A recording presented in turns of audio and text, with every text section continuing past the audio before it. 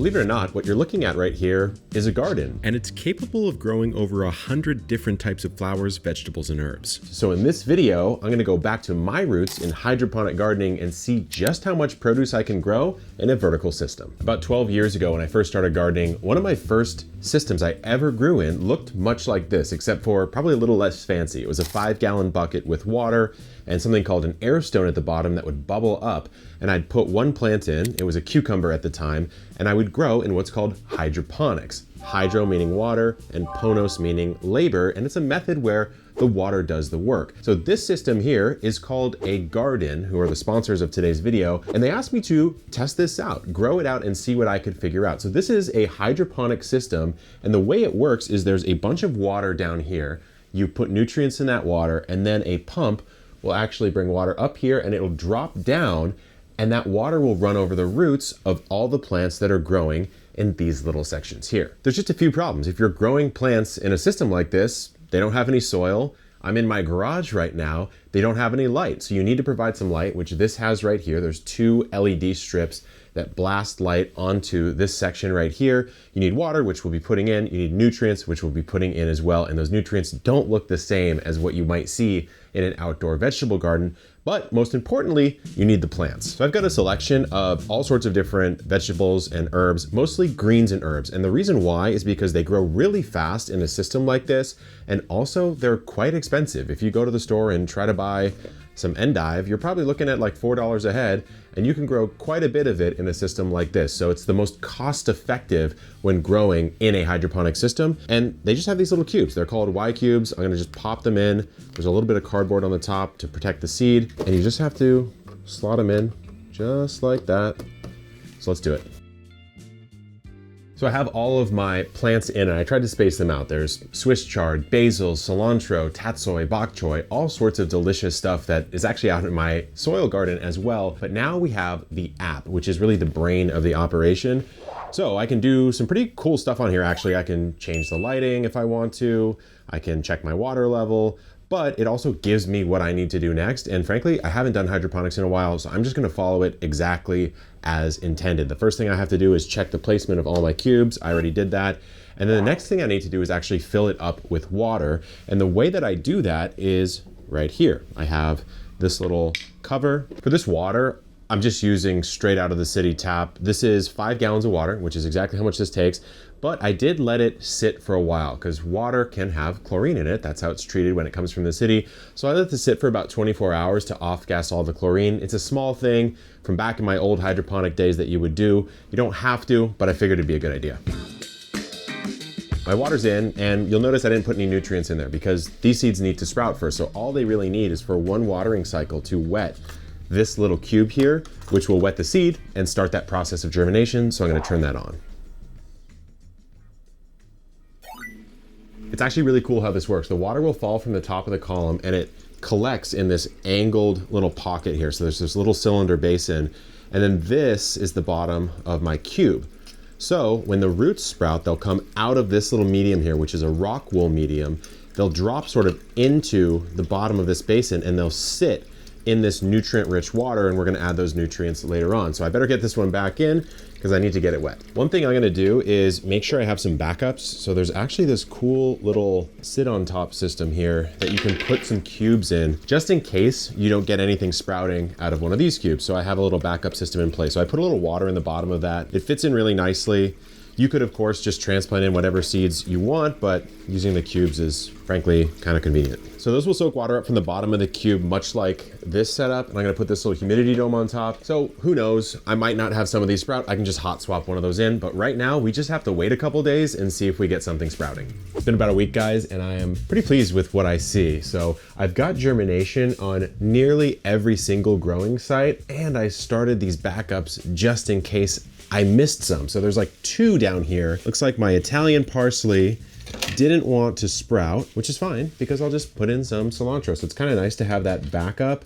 But the step we're at now is to inspect, see where the growth is at, and also do what's called thinning out. So let's take a look at this arugula right here. There are a lot of seedlings in this little cell. And If I pop out the actual cube, you can see some pretty nice roots. Back in my hydroponics days, this is what you would want to see. Some nice, white, clean looking roots with a lot of little branches going off here. So this looks really healthy to me. But what I need to do now is actually kill some of these plants. So this is too many arugula to be growing in one spot. So I'm gonna come through with my little snips and basically just select the 1 or 2 that look the absolute best and absolute healthiest. So I'm gonna come in and just, it's a little brutal.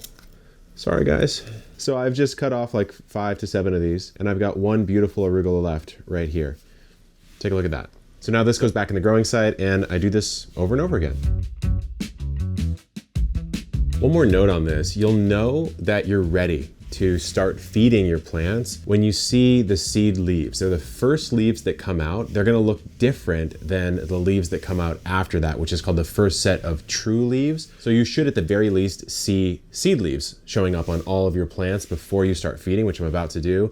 But probably you could see 1 set of true leaves and the seed leaves will start to yellow because effectively they just get used for early nutrition. It's the first food source for a lot of these seedlings. So what I'm gonna do now is I've got about 2 gallons of water.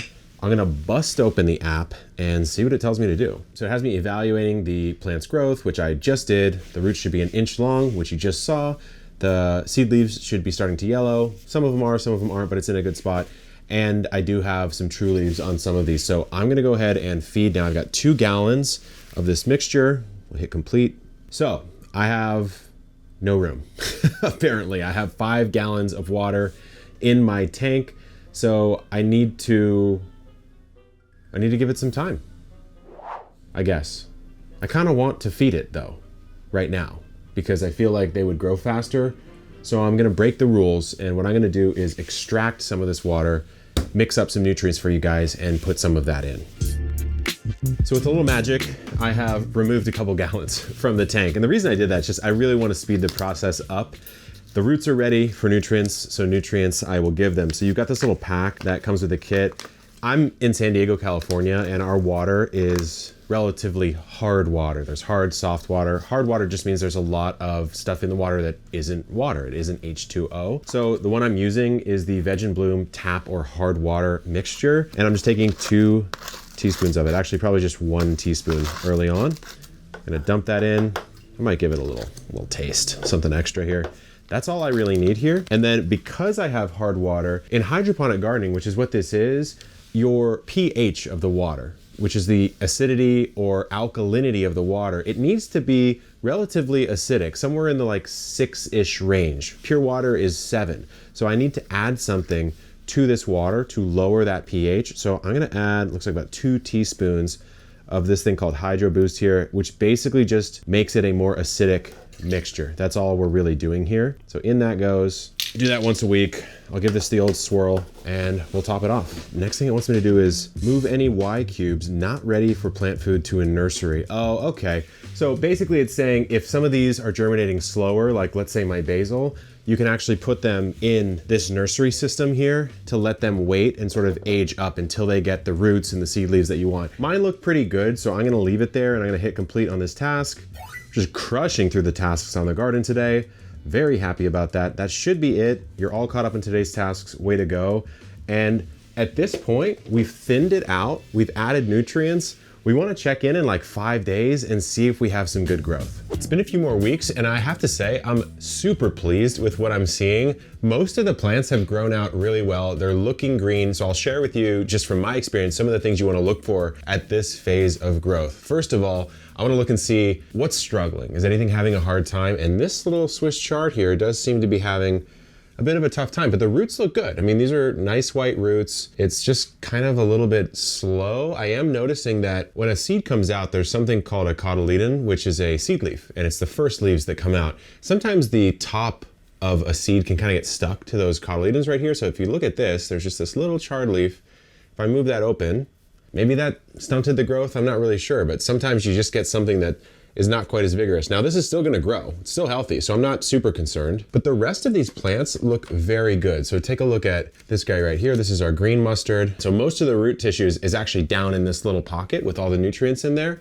And this is growing really, really well. So I think important to analyze the roots. Do they look healthy? Number two, And probably the biggest one is to look at the actual leaves themselves. Do they look good? So do they look like they're supposed to look? So when you take a look at, let's say, this lettuce here, this basil, this tatsoi, or even this guy over here, I don't see any deficiency symptoms. What you might see is like a sort of like a yellowing on what are called the veins of these leaves here. I don't see that. I see a nice, beautiful, sort of lush, dark green on this particular plant.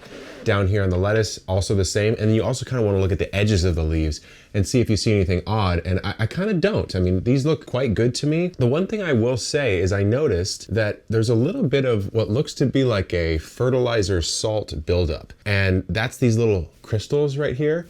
And I think that's coming from the fact that I may have slightly added a little too much fertilizer to this mix just because I really wanted to get these things growing. I don't think it's a big deal. It's certainly not some like massive issue, but it's kind of an interesting little thing because these are little crystallized fertilizer salts that I think have sort of evaporated off and hardened out. So what I'm gonna do now is I checked the app. I've used up about a gallon and a half. So I've mixed up a little bit more.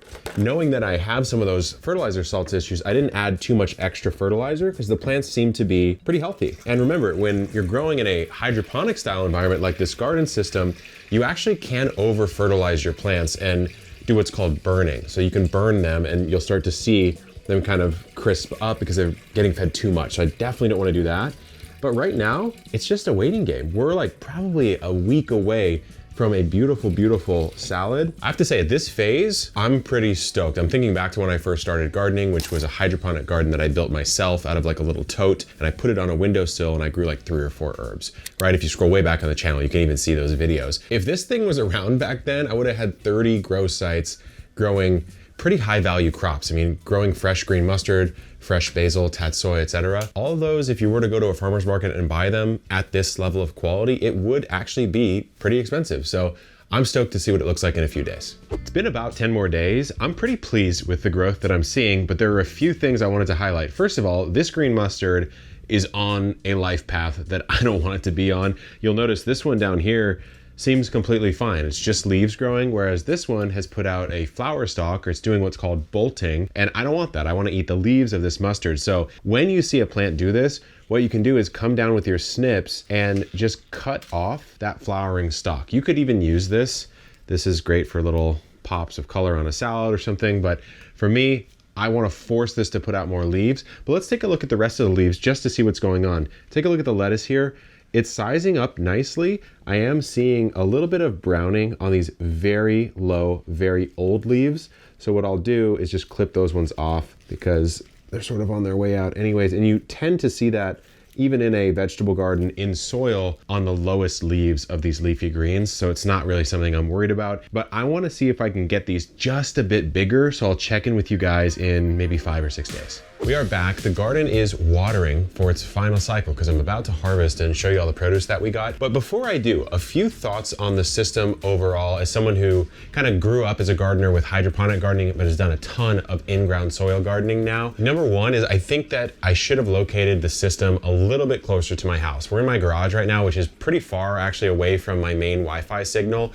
And so I found that the app, which is very helpful if it is synced, would desync sometimes, and it's not that hard to get it resynced to the system, but if you didn't notice it for a few days, all of the reminders in that Kelby system will cease to work. And so I thought I had a full tank for about 3 or 4 days, and it turns out it was actually almost empty. And so you do see a little bit of yellowing on some of these leaves that I could have fixed if it was closer to the house. So I think most people who buy this are probably gonna be putting it in their actual primary residence instead of in the garage. My house is just too small to even fit it, but that's something to think about. Another thing I'll say is the app itself is actually quite helpful if you don't know how to garden at all and don't want to fail. It seems like that's pretty much what it is designed to prevent, which makes total sense. But I noticed in my case, there were some things that I changed based on my background in hydroponic gardening and soil gardening and just gardening in general. Like I started fertilizing these seedlings earlier than the garden system recommended, and I think that kickstarted their growth. But let's see what we actually have going on here. Now I could let this grow a little bit longer, but I figured it was probably time to harvest. So let's take a look at this guy here. I'm actually really curious to see what the root system looks like. Oh my goodness, that is a tank. Look at that. So you just do this And I think it's probably best to just harvest off like this. Let's do that and clean that out later. So I've got a little bit of green mustard here. Let's go with the tatsoi. That's a nice looking tatsoi, I have to say. So out comes the tatsoi. It's like in that little exact shape of the pod, but the roots still look quite healthy. You can see just how vigorous these roots are. They would have wanted to keep growing down into the system. And there's other systems like the tower garden I used to use back in the day, where the problem you'd run into is the roots would actually run down this entire thing and go into the bottom here, and they'd start just totally taking it over. So it seems like this system kind of prevents that. Let's grab that guy. Nice little mini tatsoi head, I like that. Let's look at some herbs here. I noticed my basil did not really blow up that much. So let's see why that might be the case. I mean, the roots look okay on one side, not as okay on the other. Actually, that's just from the thinning. You can see some of those roots are dead. This would have kept going. I think maybe if I was really going to keep the system going, I would have left this basil and maybe done a pruning top right about there, and then let this bush out a little bit longer. Basil, you don't have to harvest all at once, so maybe that's more of a cutting herb, but just for the sake of this, I wanted to cut it all off and just see the sheer amount of produce that we have. This kale is crazy. I think I left some roots behind there. So this kale's a little bit stunted, honestly. A little bit stunted. It's definitely more of a baby kale than a normal sized kale, but hey, it is what it is. I probably would just let this one keep going. But then you have this like big old lettuce down here. This is a nice size lettuce. I'd say it's in the adolescent stage. It's not overgrown at all. Woo! That's not bad. It's actually really interesting to see some of these plants going to bolt. It's probably because they're in my garage and it's just a little bit hotter in here than normal because you've got these lights pushing out some light and heat on them, but then they're also in probably a little bit hotter environment than they normally would be if it was in your house, which is why you saw that mustard bolt. You remember the other one bolted, this one over here we pruned off, but it looks like it wanted to go again. But you can tell, I mean, this is still totally viable for eating. If you cut it off a couple times, that's still good. I would say I would have preferred it not to bolt, but given that I was growing it in the garage, it's not the end of the world. It still tastes good. Okay, let's harvest the rest and see what we got, and then also see what's in the reservoir. Let's see what we have going on under here. It looks like we don't have any of the roots getting down except for this one pod, which looks like the cilantro. So let me pull that out. Cilantro has some really nice roots, but look at the difference between something growing sort of in the center of the tower where it doesn't have the ability to get down into that reservoir and something that actually gets in. You get these nice pure white roots, big old cluster of them. And the cilantro looked really, really healthy and good. So at this point, obviously enjoy your produce, but you got to reset this system. And so the way to do that is to pull out all of these, pop out the cubes. The cubes actually go away, and then you'd reset with some more cubes and reset your system, change your Gardyn app to note that you have a new start of watering date, and you are off to the races with round 2. So what do I think of the Gardyn system? Overall, the engineering of it, it's the best system I've seen from an actual design perspective. I had some funky issues with the app. I think most of that's due to the fact that I have it in my garage and not in my home.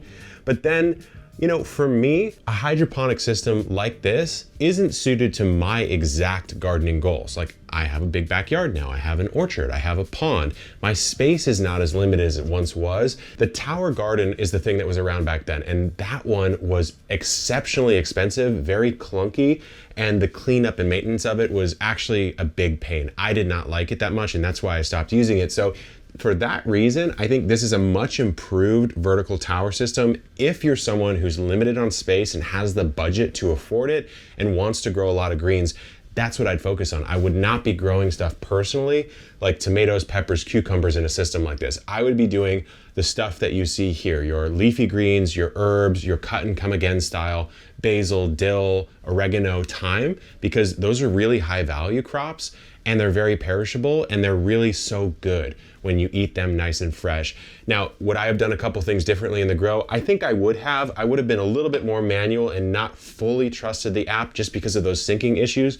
I probably missed one fertilization period, which is why some of the plants look a little bit more yellowed than I'd like them to, and they're a little bit smaller than I think they should be at this point in time. So overall, while I personally wouldn't use the Gardyn system because I just don't have a personal need for this use case, I do think it is the strongest vertical tower system that's hydroponic, that's kind of plug and play for beginners that I've seen in quite some time.